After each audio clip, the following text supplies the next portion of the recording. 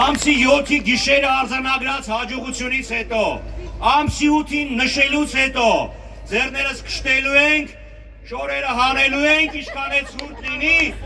քշտելու ենք ու անցնելու ենք մեր երկիրը վերականգնելուն։ Հետևաբար, ամսի 7-ին,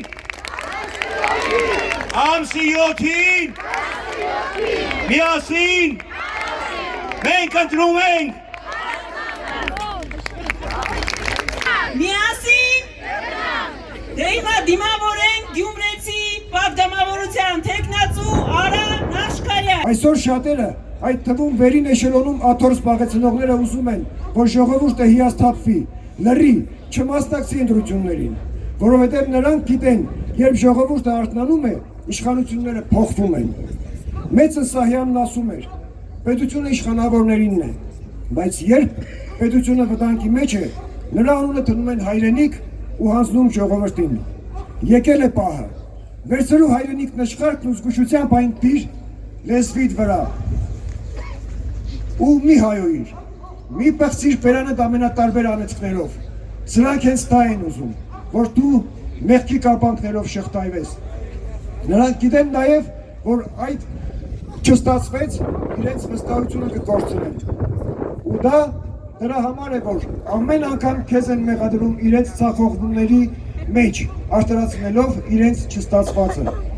Ես դիմում եմ հատկապես երիտասարդներին։ Մի մտածեք, թե ձեր ցայնը ոչինչ չի փոխում։ Յուրաքանչյուր քվե որոշելու է ունենալու եք երազների հայրենիքը, ձեր երազների հայրենիքը, թե ոչ։ Մեր անտարբերությամբ թողնելու ենք, որ Հայաստանը շարունակի թուլանալ, խեղճանալ ու տկարանալ, թե վերականգնելու ենք ազգային դիմագիծը։ Ձեր ցայնը պայքար է ձեր հայրենիք ունենալու, ձեր ընտանիքի, ձեր քաղաքի, ձեր բանակի, ձեր հավատի ու ձեր ապագայի համար։ Եվ այո, հունիսի 7-ին 19 ամրագրված քվեաթերթիկների միջից դուրս հանեք այն թերթիկը, որի վրա գրված է Հայաստան դաշինք համար 17։ Այդ թերթիկն է որոշելու քո բանը։ Այդ թերթիկն է քո փոփոխության ու հայրենիքիդ վերածննդյան խորհրդանիշը։ 17-ը պետք է դառնա արժանապատիվ Հայաստանի ընտրությունը։ 17-ը պետք է դառնա ժողովրդի ցայնը, ու այն ժողովրդի ցայնը, որը հանձնվել չգիտի։ Սիրելի համաքաղաքացիներ, այսօր շատերը կուզենային, որ մենք ցախողեինք, բայց մենք հաղթելու ենք։ Կեցե հայ ժողովուրդը, կեցե այն ազգը, որը վաղը ապտակելու է այս անտարբեր հասարակության և իշխանությանը։ Շնորհակալություն։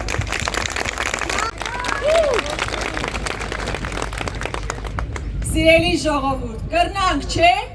Ինչպես Գյումրիում իշխանափոխություն արեցիք, այնպես էլ ամբողջ Հայաստանում անենք։ Կրնանք, վստահ եմ։ Մինչև ելույթը սկսելը ես ուզում եմ մենք ջերմագին մեր ողջույնները փոխանցենք Միքայել Սրբազանին, ով այսօր ապօրինի կալանքի տակ է գտնվում։ Սրբազան հայր, մեր ջերմ ողջույնները ձեզ։ Ձեզ անձնապես տեսնել չենք կարողանում, բայց մշտապես իմացած եղեք, որ պայքարելու ենք նաև ձեր ազատության համար։ Ինչպես Սուրբ գրքում է գրված, Ելանի արդարության համար հալածվողներին, որովհետև նրանցն է երկնքի արքայությունը։ Ինչպես Միքայել Սրբազանը, ինչպես Բագրատ Սրբազանը, մեր մյուս հոգևորականները, մեր գործընկեր Արտուր Սարգսյանը, բազմաթիվ քաղբանտարկյալներ և ձեր մեջ գտնվող մարդիկ այս տարիների ընթացքում անցել են տարբեր հալածանքների միջով։ Բայց ես վստահ եմ, որ հունիսի 7-ին այս էջը ամբողջությամբ փակվելու է և մենք արդարության հասնելու ենք վերջնականապես։ Սիրելի հայրենակիցներ, մինչև Գյումրի գալը մենք Ամասիայում ենք, Աշոտսկում ենք, ինչպես իմ գործընկերը նշեց և ես պարտադիր խոստացա, որ պետք է այս դրույթի մասին խոսեմ։ Շիրակի մարզում մոտ 5 տասնյակ դպրոց փակվելու է առաջիկայում։ Սա մեծ խնդիրներ է ստեղծելու տվյալ համայնքների համար։ Եվ մենք ասում ենք, որ նոր դպրոց կառուցելիս չի նշանակում, որ պետք է գործող դպրոցները փակվեն, ոչ, գործող դպրոցները ևս պետք է պահպանվեն, որովհետև համայնքն առանց այդ դպրոցի իսկապես գոյություն ունենալ չի կարող։ Եվ Այստեղ գալիս նաև ուսուցիչների հանդիպեցի եւ ես իմ պարտքն եմ համարում, որպես նաև երկար տարիների մանկավարժ աշխատած անձ ձեզ ասել, որ ուսուցիչների, ինչպես նաև դասախոսների աշխատավարձը էականորեն բարձրանալու են եւ մենք վերափոխման ենք ենթարկելու այն նվաստացուցիչ ատեստավորման համակարգը, որ գոյություն ունի այսօր, եւ դա վստահաբար անելու ենք, որովհետեւ կրթությունը, անվտանգությունը մեր հիմնական առաջնահերթություններն են։ Սիրելի հայրենակիցներ, մենք ամբողջ Հայաստանով պտտվում ենք Երևանում տարբեր մարզերում, ջերմ շփումներ ենք ունենում, հաճելի զրույցներ, երբեմն տարբեր դիտարկումներ կամ քննադատություններ։ Բայց միայն տեսեք, թե զուգահեռ իրականության մեջ, երբ իշխող մեծամասնությունը գնում է որևէ տեղ, այցելության ինչ է տեղի ունենում։ Ընդամենը 11 օրերի ընթացքում մեկ մարդ արդեն ինքնասպանություն է գործել, այն բանից հետո, երբ ՔՊ-ի պաստառը հանել է պատից, դրանից հետո նրա նկատմամբ քրեական հետապնդում է հարուցվել եւ վերջինս ինքնասպանություն է գործել։ Տասնյակ մարդիկ ձերբակալվել են, կնոջ են քաշքշում։ Լավ, ոնց կարելի, այսինքն այս անցնող տարիների բերած աղետը հերիք չի, որ ամբողջ քարոզարշավը դարձնում եք աղետի հերթական աղբյուրը։ Ես մի կոմպոնենտի եմ ուզում անդրադառնալ, կնոջ նկատմամբ երեկվա վարքագծին։ Լավ, բոլոր քաղաքական տարաձայնությունները մի կողմ, քաղաքական ենթատեքստերը մի կողմ, իսկապես մեր պատկերացումն այնպիսին է, որ երկրի ղեկավարը, տղամարդը, կնոջ հետ հաղորդակցվելիս պետքա մատ թափտա, մուննատ գա, ինչպես օրինակ մետրոյում իրականացրեց, կնոջ թևից բռնի ու քաշքշի, մենք նման ղեկավար ենք պատկերացնում, բնականաբար ոչ։ Մեկ անգամ եւս դիմում ենք ձեզ,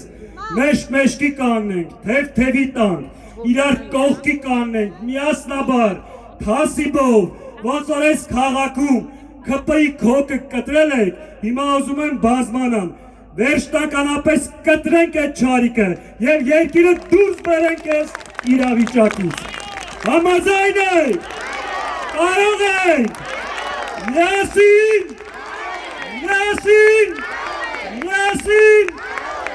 ձեր ցավը տանեմ, լավ ալնելու։ Բեմ եմ հրավիրում, մեզնից խլել են մեր հաղթանակի բոլոր խորհրդանիշերը իրականում, բայց մեկը մնացել է, ու այդ մեկը Հայաստան Դաշինքի վարչապետի թեկնածուն է, դիմավորեք, Արցախի Հանրապետության առաջին, Հայաստանի Հանրապետության երկրորդ նախագահ Ռոբերտ Քոչարյան։ Բարի երեկո, սիրելի գյուղացիներ, լավ են։ Շնորհակալություն։ Ժողովուրդ ջան, ստեղ քայլելուց մեկը այս ականջիս ուզում էր բան ասի, լավ չէր լսվում, երաժշտություն կար, ասում եմ, պարոն նախագահ, այս Նիկոլոս տեղից քայլեց դեպի Երևան, այս կարող է ամսի 7-ից հետո հետ ուղարկեք ստեղ։ Ես երդվեցի, որ չեմ ուղարկելու։ Եվ խոստանում ենք, որ չենք ուղարկելու, իր համար հատուկ տեղը կա։ Եվ այդ տեղի ներսի դիզայնը մեր անան արդեն բնութագրել է։ 2 թե 3 օր առաջ մի պատին կլինի Արարատը, մյուս պատի վրա կլինի եկեղեցի։ Հասկանում ենք, որ դա խոշտանգում է լինելու իրեն համար,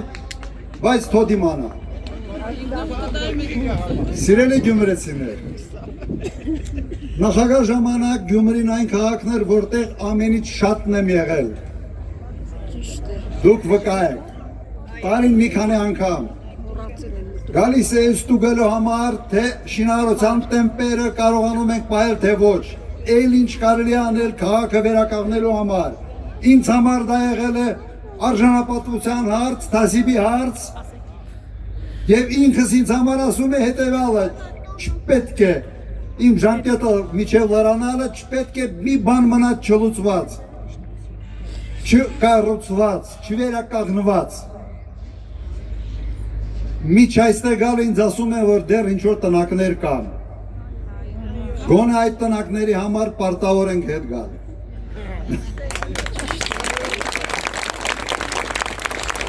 Կարող եմ ասեմ մի բան, ձեզ հանգիստ չեմ թողնելու, գիշեր ցերեկ աշխատացնելու։ մի Հայաստանի Հանրապետության ղեկավար չի արել Գյումրի համար այնքան ինչքան ես եմ արել, դա փաստ է, բայց նաև ոչ մեկ ով էլ ընտրվի չի անելու այնքան, ինչքան ես եմ անելու, եթե ընտրվեմ։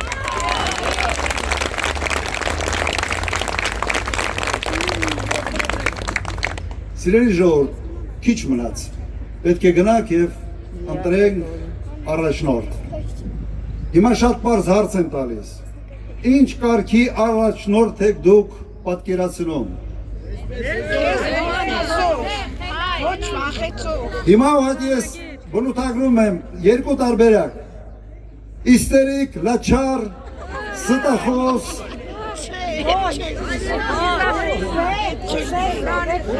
սպասեք միջև վերջ չասեմ, այդ մարդը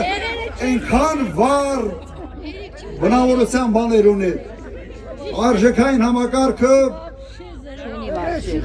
տիեզերական է, թե աշխատող,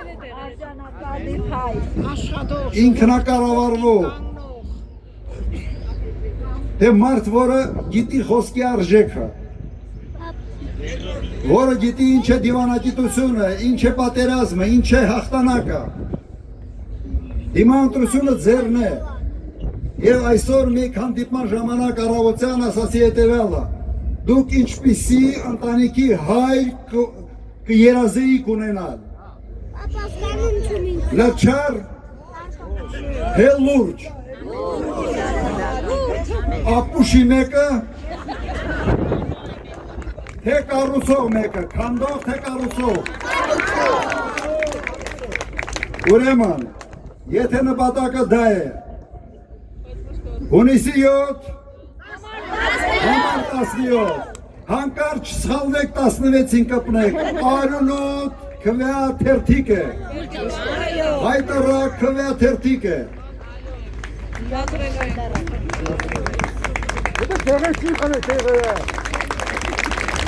Եվրոպայի ունիտազները ավելի մաքուր են, քան սրանց բերանի խոսույթը։